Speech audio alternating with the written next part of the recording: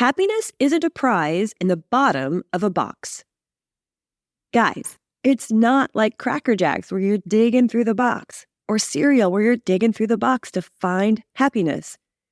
It's the process you enjoy along the way. If you're waiting to earn your happiness after you've gotten the success that you want, and usually that looks like buying something that makes you happy. Yes, we can buy things and it makes us happy. Yes, we can go on adventures or go on vacations and it makes us happy. But there is no reason to wait until those pinnacle moments or until your checklist is checked off to feel happy. And I have news for you. If you wait to feel happy until you get to your goal, you're going to have forgotten what it feels like to be happy, and you're not going to recognize it at the end. Today, you'll learn how to put a halt to those vicious cycles that earning happiness creates. That's right, I said earning happiness, and you may not even think that you're doing it. Why paying attention to your happiness is a gateway to the exponential growth of your company and career. That's right, for all my entrepreneurs and business owners, you are in a career even if you are the owner. So we're going to think differently about that. Use happiness as that gateway to open up our creativity for exponential growth. And listen up, for all my high achievers out there, you'll also learn how to prioritize happiness without sacrificing your ambition. So you never feel like you have to choose between making money or being happy again. You're a whole person, and it's all gotta flow. Welcome to the Make Money and Be Happy series, where I'm sharing how you can have both a rich and happy life while you make serious money doing work you love without starting over from scratch, giving up on your ambition, or relying on luck to be in the right place at the right time. I hope to make you stop and say, wait a minute, I don't have to do life or business this way anymore.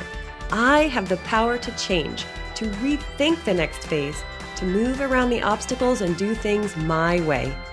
This series will challenge your thinking in a good way to get you aligned with the work you can obsess over that fits into your picture of happiness and that energizes you too. And dare I say that you'll love it? Here we go. In episode 1 of this series, titled How Suffering for Your Success Leads to Failure, we talked about the false belief that you can't make money and do work you love. The focus was on the work you choose to do, the business you choose to own and operate. And we dispel that belief as untrue. You don't have to suffer for your success. In this episode, we're going back to a more fundamental part of happiness, the daily actions, because happiness is something you cultivate along the way. Happiness isn't a prize at the bottom of the box. You don't have to wait to be happy. You don't have to dig through all the things that you've accomplished as if it's the cereal or the Cracker Jacks in the box. So where did this come from? I got to the end of this huge goal way early in life. My goal? To become a C-level leader of a multi-million-dollar company. I'd completed my professional goals in my 20s. And I had kids in my early 30s while I continued to build my business. And pretty soon, I looked around and I hated where I ended up. I thought I'd be happy at this destination. I had everything on my childhood wish list. The 2-story house, the beautiful land, 3 scrumptious little babies, investments, spending from overflow. Oh, and I ran the show at work. Despite all that, I was miserable in my job.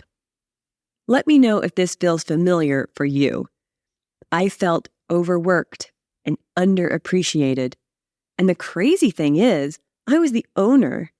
Talk about an inability to just up and change jobs. I also wasn't able to enjoy this beautiful, lucrative life I'd built. You might say that I certainly didn't find happiness as a prize in the bottom of that box. Ultimately, I really wanted to be happy. Here I was, a stellar success at a young age, and I wasn't happy. So let me make this real for you. I could see and hear the laughter of my children, yet I couldn't feel the joy for myself. I remember one day, my kids were playing in the background, and I was sitting on the swing, kind of mopey, just not really swinging because it was fun and thrilled me, but hanging out there, this lump on a swing. And my kids' laughter filled me. I could feel it. But then I realized it was really intangible. It was like I was on the other side of this thick glass, and I couldn't get through it no matter how hard I pushed. Though I yearned to be happier, I could only fake a smile and feel hollow inside. So as I shifted to looking for my next goal, which is something that you do as an ambitious go-getter, I bet you're familiar with that all too well, I started to notice that this quest for what's next and what am I meant to be doing? What's the next goal to get excited about, hunker down and achieve? That's what I was craving. I was getting nowhere. And then I developed this all too familiar habit. It looks like workaholism, but it's got an acidic poison that eats away at you. It's this earn it versus deserve it mentality. Let me share this story of the frivolous goals. If someone were to ask you if you deserve to be happy, I'd bet you say yes. I used to say yes too. Of course I deserve to be happy. Then one day I noticed that I wouldn't let myself rest or enjoy a hobby until I finished solving the problem or completed my task list. And we all know the trap in that, right?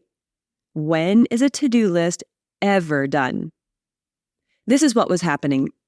While I believed I deserved happiness, I wasn't living that way. The reality I was living was that I was making myself earn my happiness by putting off everything but work and holding off everything else that was important to me for after. After I solved the puzzle, after I had the answer. And the worst part is, I was asking an unsolvable question, a philosophical question that isn't supposed to have the answer. But I didn't know that at the time. This, which path do I take in order to be happy? What do I do next? What am I meant to be doing? What's my purpose? What will bring me joy? Wasn't solvable in the current state of mind that I was in. And I don't know if we're ever really truly meant to say what that is, what's my purpose, until we're actually living in it. Imagine working all day, coming home to take care of a house full of kids and pets, putting 3 kids to bed, and finally having time to work. Do more work. Oof. And imagine if that problem you're solving is so complex, it would be silly to think that it would only take a few extra hours here and there after the kids went to bed to solve. So what? We get no TV, no yoga, or enjoying an ice cream date we're on with the kids, or even just zoning out until all that work is finished. Then, when you're so exhausted from working all the time, when you finally say enough, you end up sleeping all your time away to catch up, leaving you feeling even more exhausted and depleted. And the cycle continues in a downward spiral. That's a surefire way to burn out. And if that's you, you're robbing yourself of the opportunity to have aha moments, like I was, to generate the novel ideas for those breakthrough moments. You need it. You need time to recharge, but you have no time. No time to get your energy back, no time for creativity, no opportunity to experience different things so your brain can connect a new pattern. Stop and smell the roses. Never worked for me. Who wants to stop? I was in a hurry. I had this pilot light of drive deep within the very essence of who I was, driving me to action. And I loved, and I still love, that goal crusher part of me. But here's what I learned along the way that can help you. It's a different take on stop and smell the roses. And it's what turned things around for me so that I could finally figure out, how was I going to navigate this next part of my journey? How was I going to make this decision that was so crucial to everything in my future? I no longer wanted to trust that my happiness would somehow be through vicarious living of others. I used to watch people being happy, feeling happy, doing work they loved, and I craved to be like them, but something inside me just wouldn't let me. I couldn't figure it out. It was this puzzle, this unsolvable puzzle. And I knew the answer deep within. And that's the scariest part. I knew the answer. I knew the change it would take, but I was too chicken to make it. Why? Because my entire livelihood was resting on the life I'd already built, the work I was already familiar with, the company I had already built. I didn't want to start over again from scratch. I didn't want to go back in time and suffer and eat ramen and live in my car or live under a bridge or feel like I was homeless. That was the big fear in my brain is if I change course, change direction, I may not be successful. And what does not being successful look like for me? How does it feel? I already went through it on the podcast before where I was afraid that not only would my kids be whining that they had to live in a station wagon.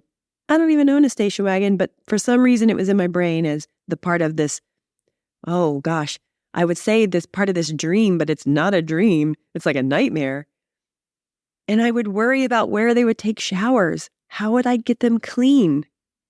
Which is a bizarre thing to be thinking about when you're homeless, basically.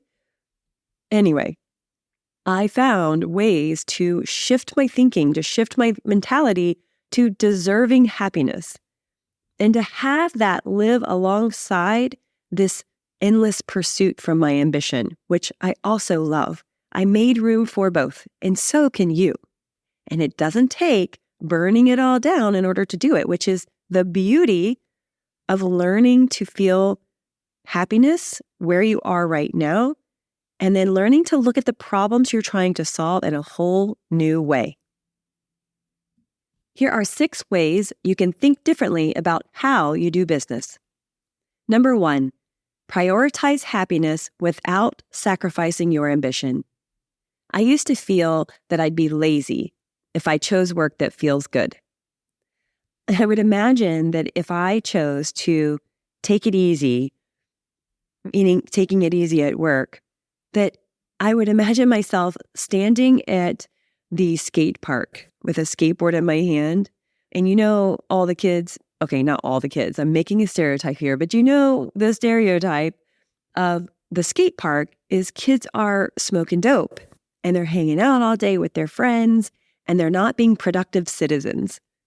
Now, this is probably not the actual reality of all skate parks, but in my mind, that's what I imagined. I'd be one of those kids that was not being productive and just standing there. And I felt lazy and it felt really scary because that's not who I am. And I didn't want anyone else to see me that way. I thought if I learn how to have flexibility in my schedule and I learn how to chase work that excites me and feels a little frivolous to me, that I would be seen as lazy and that I would see myself as lazy. Also, this whole concept of ease versus easy. There's ease to the way you can go about the way that you work.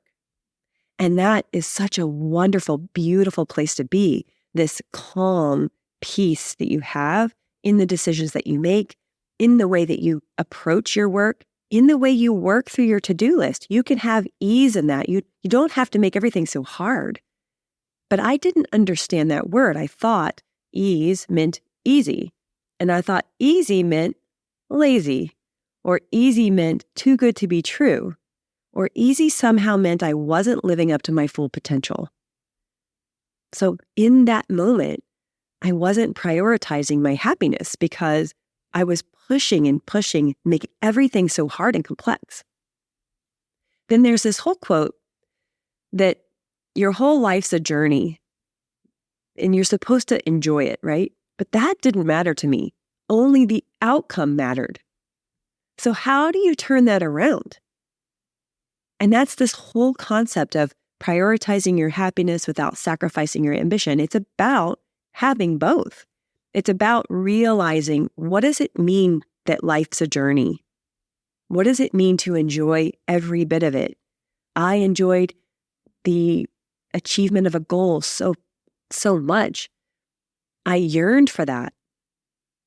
And that's all that became, that's all that mattered. It's all that was in view. Instead, think about it differently. How can you fit both of those things in? So number 2, happiness isn't a prize at the bottom of the box. It's a process you enjoy along the way. I started this whole episode with that as the beginning, as the thought to put in your brain. As you discern the way you go through life, are you earning happiness or deserving it? So what I learned is that if you don't know how to feel happy on your way to your goals, you'll end up getting to where you want to go. The goal crusher in you will see to that goal achievement. But you'll look around and you might just hate where you've ended up. You might get to the top of that mountain and look around and realize you don't like this mountain. And now what? You got to climb all the way back down this mountain that you worked so hard to climb? And then you've got to pick another mountain? So imagine you're staring across the peaks of the Rocky Mountains or whichever mountains are near you. And you're looking for the peak you want to go to next and you can't figure it out. And then you're staring at the daunting path of having to climb that mountain all over again. What? No, thank you. So that isn't actually what happens. I like to build bridges to those next peaks or a hang glider to the next peaks. And sometimes I like to take that easy path up the mountain when I'm feeling that I need a bit of a mental break. And sometimes I like to climb that sheer face with my, what do you call those things you stab into the ice? Those ice picks. Have you seen that on TV? Like, what? Sometimes I used to feel like that was every day. Throwing those ice picks into that iceberg, that sheer mountain face as I climbed and worked so hard to get to the top. And you're going to tell me that I have to do it again? Plus, you won't recognize how to feel happy because happiness is something that you cultivate along the way. You won't remember what makes you happy. Have you ever tried to make a list of work that makes you happy? You toil over the list, staring at the blank page, willing things to get onto it. You'll stare at it for hours. You'll come back to it a little bit over the next week or 2 weeks, only to come up with nothing on your list. That happened to me. I couldn't find anything I wanted to do in the next, do over my future. How was I going to figure out what makes me happy as work when I didn't even have a basis? I had lost it. And it was so unfamiliar to me because I was on cruise control. No, cruise control is not the right word. It's like the goal crusher in me was driving and speeding at top speed, 140 miles an hour, or whatever your top speed is. And I couldn't slow down, but I also couldn't think and make decisions about the direction I was going. I was going so fast, I was just moving. This automotor. And no matter how many job changes you go through, because I went back and counted, I'd gone through 8 different transformations of what I did, the jobs I was in, the roles I was playing. And it turns out that I was chasing happiness or the next exciting thing. But if you do that, no matter how many changes you make, you'll never find it for long because you'll bring the same deeply rooted issues with you. It's only a matter of time until you can no longer outrun it. You need to set your intent on how you want to feel and let that drive the choices that you're willing to look at and the decisions that you make. Remember, I said just a bit ago that I knew the answer, I knew the choice, I knew the change that I needed to make. And I was too afraid to face it because I didn't like the drastic, dramatic change. It's not even a ripple effect. the disruption in my life, that type of change, a complete 180 pivot from what I was doing in the business I owned, I couldn't stomach that. I wasn't prepared for that kind of risk, that kind of change. But I was so blinded that was the only way forward if I was to be doing work that made me happy, that I wasn't able. It's not that I wouldn't consider it. It's that I wasn't able to consider any other ways forward. And that's because I wasn't putting the right criteria up front in the decision-making process. That intent on how you want to feel and all the benefits from that's the goal. That's the goal. That's when you know you deserve to be happy because you're living in happiness right now, and happiness is the goal. Yes, we have other parts to our goals. It's not only to be happy because as I said before, I have this drive inside of me. I have this wish to make money and to live a lucrative life and to actually enjoy it right now, not wait until retirement. Those are all part of that goal. But before, money was the only thing I looked at. Happiness was nowhere in that equation. And I had this belief that they didn't go together. I wasn't allowed to have both at the same time. And that's where the frivolous goals came in. So are you doing that? Do you have a belief that's so deeply rooted that you think it's true and it's holding you back from what you deserve to feel and live and enjoy along the way? Number 3, slow down to speed up. Now, there's a whole episode, number 3, on slowing down to speed up. But here's where it comes into play in this particular scenario. The answer isn't job hopping to rekindle that spark of joy. The path runs out. And the slow isn't the planning process, the business plan, the path to ROI. It's really in allowing yourself to get really grounded in the life you want to live now. How do you want to feel now along the way? And what is the environment you want to create? What's the environment you want to work in?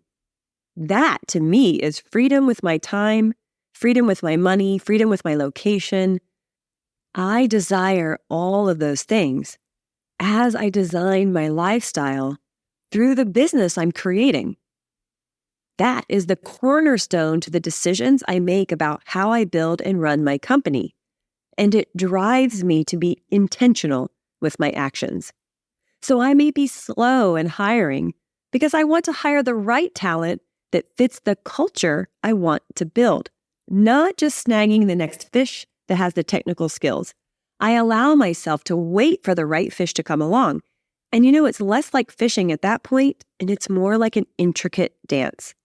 I'm no longer feeling the scarcity of, what if I never find this unicorn that has these magical skills?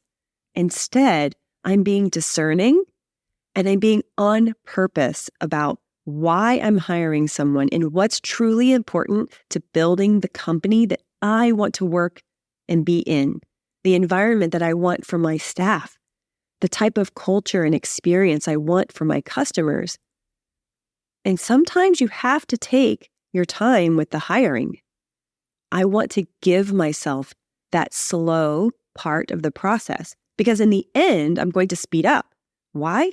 Because I won't have personnel issues. I won't have to fire them and retrain the next person and go through 5 people or stick with someone I hired originally because I don't believe a different person, a better person, a more fit person for my organization is out there. So I'm stuck with this person that I'm not truly liking having in my company. And that's part of the issue. If you're building a company you don't enjoy, is it the people you're bringing in? Is it the path you've chosen because it was the quick path? Or have you allowed yourself to be in alignment with your bigger ultimate vision and goal? Time is relative. We are and we aren't running out at the same time. So when you slow down to speed up, we're looking long-term, long range. So time in that space isn't about reaching your goals at a slower pace. It's being purposeful in the actions that you take. Number 4 is creativity. Now, creativity is linked to rest. Imagine that you're going so fast. You're like in a pressure cooker and the water underneath is boiling. And that is the rapid pace that you're on. And you're in such a hurry to get to the final result, to get to the next place or the milestone, that there's all this pressure and no time for rest. Where's your creativity? You see, creativity needs space to come in. In solving hard problems needs creativity. So if you're trying to solve these problems, yet you're not giving yourself the space for your brain to go to work, then what kind of work are you doing? Are you doing your best work? I don't know about you, but my best work is when I feel energized and in flow, and that involves creativity. I know when I'm solving a hard problem or I'm trying to come up with a novel way to break through to the other side, I can't do that if my creativity is off. And when you're forcing yourself to find a solution, that force, that constant toil over the answer, isn't what brings you to the answer. I ended up with mediocre results because I was copycatting what I saw other people doing in their business. Now, there's nothing wrong with using other people's businesses as a model, but that is wrong when you're doing it without thinking about why you're doing it and what the ultimate result of that is in whole for your business and your life. And when your creativity isn't allowed to bring you new ideas, or you don't have the space to even turn that on, then you're not going to get to your best. Your company won't be what it could be. Each of us is unique. Each of our experiences plays into giving us feedback for what we want to create. Some people say that there are no new ideas. All the ideas are already thought of or done before. We're just reinventing them. And that may be true. I don't know. I like to believe that I have new ideas all the time. And maybe it's just recognizing patterns somewhere outside of your industry that you can bring in. What if you're allowing yourself to have fun with a creative pursuit or an energizing pursuit? Let's say it's not even a creative pursuit, like throwing pottery on the wheel. Let's say you're out playing soccer, a pickup soccer game, and you allow yourself to have a bit of fun during that soccer game and meet the people you're playing with. Like actually have human-to-human connection and conversation around something that doesn't have anything to do with work. And let's say all of a sudden you're at work feeling refreshed and bam, an idea comes forward from a conversation you had playing soccer. That's that frivolous goal space, allowing yourself to have other experiences even when you're trying to solve a hard problem. Your brain can put those connections together. That's the creativity. That's the spark. That's the allowing of yourself to not constantly be trying to solve the problem in all the time that you can eke out through your day. And I know you're doing it because I was doing it. When my kids were in the car, I was thinking of the problem. When my kids were taking gymnastics class, I was trying to solve my problem. As I was having conversations with people, I was purposefully looking for a pattern, a gap in the market that I could fill in all conversations, even benign conversations. So I wasn't truly present. I wasn't enjoying the experience. And guess what? Zero new ideas. Zero new ideas because the pressure was there. That creativity is linked to rest. It's linked to interest, curiosity, wonder. And you can't have any of that when you're so pressured on finding an answer, on being ambitious, on solving the problem, on crossing off the to-do list tasks just for the sake of, I got to get all this stuff done. Do you? What happens if you don't? So let's look at rest, fun, relaxation, creativity. I say creativity. This is all in the guise of creativity, hobbies, non-work, meaningful pursuits. Let's look at them as a work justification for your brain. What? I was so against doing anything outside of work until I reached a specific result or answer that even rest, even play wasn't allowed. How crazy is that? So realizing that creativity is vital can help you, hopefully, take that brain break that you need and justify it as work. Number 5, can we talk about guilt for a moment? You deserve to be happy without guilt. I used to feel guilty if I was allowing myself to enjoy a frivolous goal before I had the solution to my problem. Now, this problem was huge. It was, which path do I take next in my life? Do I shut my business down? Do I pivot? Do I continue on the road to expansion? And if so, do I take path A or B? This was a huge problem I was trying to tackle, and I wasn't allowing myself any fun in the meantime because it was such a pivotal moment in my life. That's where I didn't have that creativity we spoke about, but I also felt really guilty. And people around me also loaded on the guilt.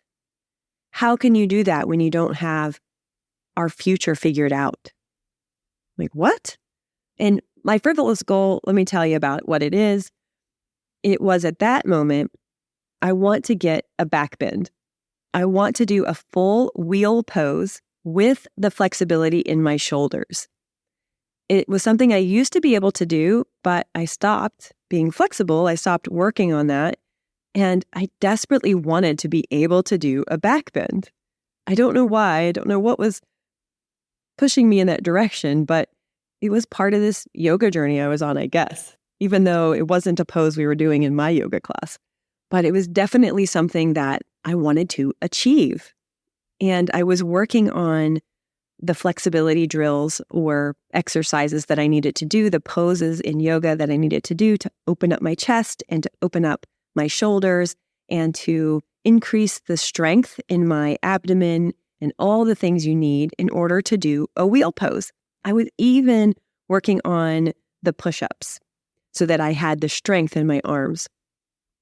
And all of a sudden, when I would work on basic things like my health and fitness, I felt guilty, extremely guilty.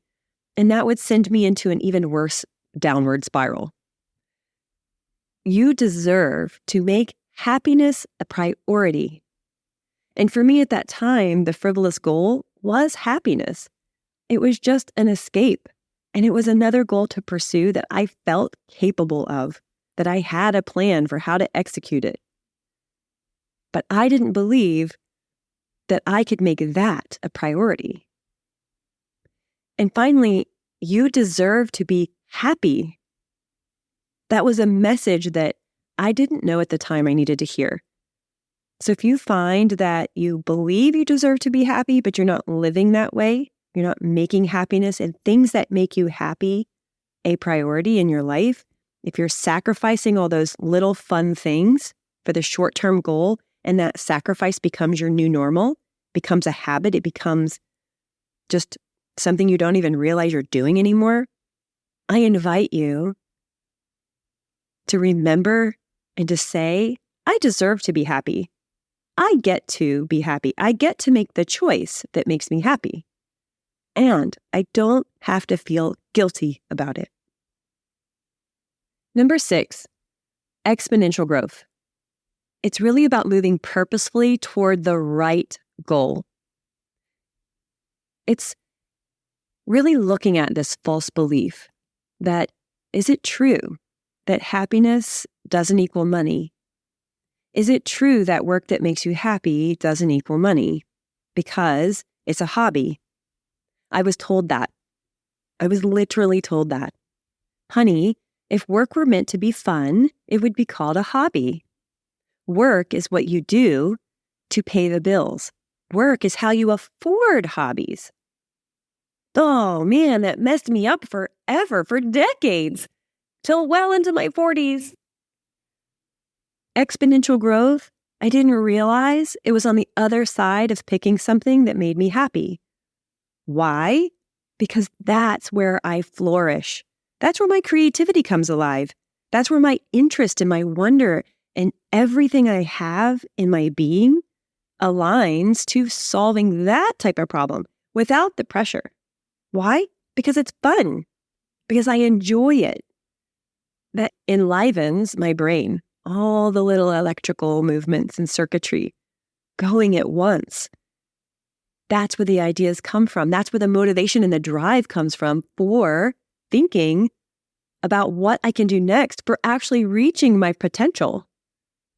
And when you think about exponential growth and you don't have energy, you're drained and exhausted, are you likely to put more on your plate? Are you likely to believe that that big audacious goal isn't really possible because you can't see how you would get it done? Or if you change your thinking and use exponential thinking instead, which is episode number 1, incremental thinking won't get you exponential growth. If you allow yourself to open up and to pursue something you're really actually interested in and excited by, just think of all the ideas you're willing to have. So that false belief that happiness doesn't equal money is false. Let it be false. Let yourself believe something different. Try this on for size. I used to call it the lie I told my kids because I didn't used to believe it, but I wanted my kids to believe it so desperately that I drilled it into them in any way that I could. You can do what makes you happy and still make money. Another version, you can do work that your heart pulls you toward and money will find you. Whatever variation you want to use. And to add to that, for the belief to seat in me, for it to become concrete, I had to add, and trust that you are capable of being successful in no matter what you choose. Trust that your success comes with you everywhere you go. You've been successful in things that you've never done before, and you've been successful achieving things that did not have a pre-laid out 1 through 10 step process. So if you don't know how to get to your goal, if you don't know what the path looks like, if you don't have a model of the business you want to create, and people are telling you to go create your own path, you can. You can absolutely create your own path. You've done it before. You just have to take that step. And if you're thinking, this is another one of those non-exponential growth thoughts, that you have to be lucky, or you have to be chosen, or to be one of the lucky few who gets found. And then because of that, you don't even let yourself do the work. What? If you find yourself in that position, allow yourself to take a step. Allow yourself to do the work. Allow yourself to just see what's possible, and allow yourself to believe that you get to make your own. I guess it would be the same as creating your own stage. You get to make your own reality happen. And that sounds so ridiculous. I know. What? I don't make my own reality happen. Reality is reality. But no, if you don't even try to do something, it will never be a reality. It will never happen.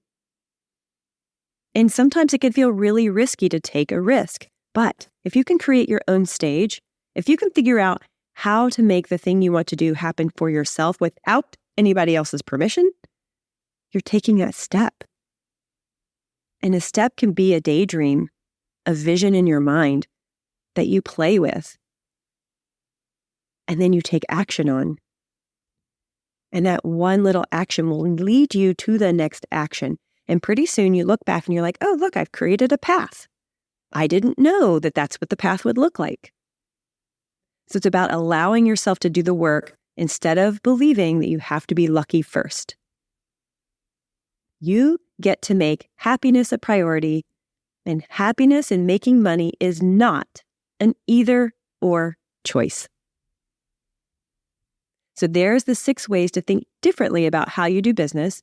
Remember, happiness is not a prize at the bottom of the box. It's a process you enjoy along the way. So let's look at a practical side of creating this happiness of pursuit. I've got 3 simple steps. So number 1 is mindfulness. Noticing the little things that pattern interrupt. Is the flowers, the breeze, the sun. Just taking that moment to appreciate what you're noticing in front of you can take your mind out of the constant need to go, go, go, go, go. It creates that bit of space for your brain to breathe. Okay, your brain doesn't breathe, but you know what I mean. To give it that moment's pause, to empty out from all the thinking, even the negative thoughts, just to notice what's in front of you and appreciate the beauty of it. Appreciate how glorious that crisp breeze feels on your face. To appreciate the warmth on your skin from the sun. To appreciate even the clouds of a cloudy day, how cozy that can make you feel, or how enlivened you are by the thought of rain coming. What's the crisp outline of a flower petal or the dancing butterfly that you see? That's that break for your mind. And it's so simple to do. You can even do it just for a minute. And it's not about stop to smell the roses, which feels like a consequence that they tell high achievers who are on the go. Instead, it's giving yourself that nourishing break for your creativity to come alive. Number 2, make a ritual for closing down work. This was huge for me because I would have my to-do list open and all the things I didn't finish for the day would be open-ended in my mind. So when I was playing with my kids, I wasn't really fully enjoying the time with them. I was trying to keep track of all the balls I had in the air that I needed to get back to at the end of the night. And why did I need to keep track of all those balls? Because I knew if I didn't remember the 5 things I needed to knock out really quickly, it would take me a longer time to ramp up. And I didn't want a long time to ramp up because I wanted to finish work. And if I was working at night, I wanted to get done as quickly as possible. So is that what you're doing? If you're coming back to work at night, are you allowing your mind to fully rest, relax, and experience that time in between? I'm not saying it's bad to work at night. I'm not saying that there's never a time you should ever do that. There might be a time where you want to turn on the speed in your business, to finish something out, to close it out. You might want to do that, and that's okay. It's how you go about it. And you may not want to do that. You may feel compelled to work at night after your kids go to bed. You might feel guilty if you didn't, because you have so much on your list and you owe it to yourself, to your people, to your business partners, to your team to get it done. And you feel guilty that you just didn't have it in you to keep doing it night after night after night.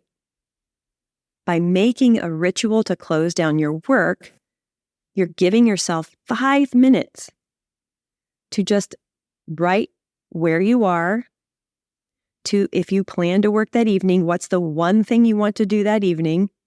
Instead of, I want to finish my entire to-do list of 20 things, let's be realistic. Or it's just closing down for the day to allow your mind to switch gears and to tell your mind, hey, we're going to stop now. We're going to concentrate on something else. So here's what worked for me in that ritual, because I used to run up to the clock, up to the minute where I was almost late for picking my kids up from daycare almost every single day. I mean, the stress of hurrying and panic that I would make it before they charged me $5 a minute or $20 a minute. I don't remember, but it was outrageous. It was probably $20 a minute. That stress, I didn't need additional stress in my life. I was already running to the last minute of my day. Don't do that. Give yourself a buffer. That buffer can be so short. It can even be, if you forget to give yourself those 5 minutes, you get to daycare, you pick up your kids, you're like, kids, I need 1 second. Greet them, of course, because they're going to be excited to see you, and jot it down. Just make a 3-bullet list. I'm closing my day. Here it is. If you're so pushing the time that you haven't figured out how to give yourself that cushion, it's okay. Where else can you squeak it in? Or maybe it's when you get home. You get your kids from daycare or school, you get home, everybody settles in. As you're changing your clothes, as you're up in your closet, getting out of your work clothes, assuming that that's what you do still, and into the next outfit, the comfy clothes of home, or into your workout clothes or whatever you're changing into, write it down. Just make yourself a tiny little list. Give your brain that moment to stop and to say, I'm done with work. That breath out. Okay, I'm ready to switch gears. I also like to plan fun things because then I can look forward to those fun things. Now, a key here is if you have fun things planned in your schedule and you're not looking forward to them, you're dreading doing them because they're interrupting the work that you need to so desperately get done. Woo, that's a tell right there that you're headed towards burnout. Burnout City. Stop. Pump the brakes. Reevaluate how you're getting your work done. Reevaluate if you're being productive. And I've got a tip for that too. It's number 3, productivity. My productivity is my top method. I call it the move the needle daily practice.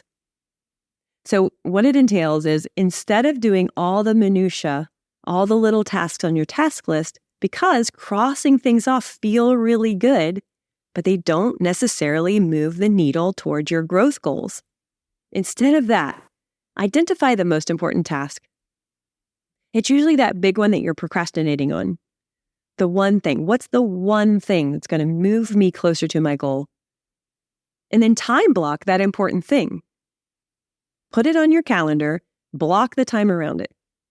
And then protect that time block. Don't let anybody schedule over it, including yourself, and find a way to commit. Commit to getting started on the task. And commit to doing it before all the minutia. Now, I say that with a little caveat. Sometimes clearing the decks, getting some things that have been nagging on your mind, or that you just want to clear the brain space, you can't stop thinking about it. If you want to clear that off before you head into this deep work type of task, set yourself a time limit. Put your minutia in priority order and be okay that you didn't finish it all right there in that moment. That's how I do it. If I have a to-do list that I keep putting off the little things, I will schedule little clear the decks moments during my day. And that way I know that if I don't finish all the clearing the deck tasks in this session of Clear the Decks before I get into deep work, that's okay because I have another session coming up, or I have another session tomorrow where I'm going to clear the decks. So protect the time block of your deep work. And if that means getting some of the minutia done first, don't sweat it. But don't procrastinate all day long and leave yourself till 4:30 in the afternoon to get started on your deep work because your whole day was filled up with minutia. That's not the point. And then, when you commit to getting started on it, get into your focus zone. Then, enjoy the domino effect. That's what the lead domino is all about. Here's a pro tip. Sometimes feeling accomplished at work is self-care because it allows your mind to settle at the end of the day. My productivity hack, which I call the Move the Needle daily practice, can help with that. It's a mix of finding your lead domino a la Tim Ferriss. He didn't create the idea, but that's where I first heard it. And the power of writing down your goals, which improves your odds by 42%. And my focus right prioritization method, which is in the Move the Needle daily practice, will help you focus on the things that move the needle. So get your copy of the Move the Needle daily practice plus a 1-pager daily planning cheat sheet as your free gift by visiting toriboats.com/daily. That's toriboats.com/DAILY. And now I would love to hear from you. So take a few deep breaths, grab a pen and paper or open a fresh doc, and then answer this question to discover which practice of prioritizing happiness will make the biggest difference for you. Number 1, what's one small part of nature that exists around you as you move throughout your day that you can use to make you smile. It may already make you smile. What's that one part of nature that exists around you as you move throughout the day that can make you smile? And number 2, what's one part of your day where you can make it a point to really pay attention to that piece of nature and let yourself be in that moment with a smile? If you feel called to, please share your answers in a comment below if you're on my YouTube channel at Tori Boats, or if you're listening to this as a podcast, send me a DM or come on over to toriboats.com and connect with me there. Your words could be the spark of inspiration that someone else is searching for.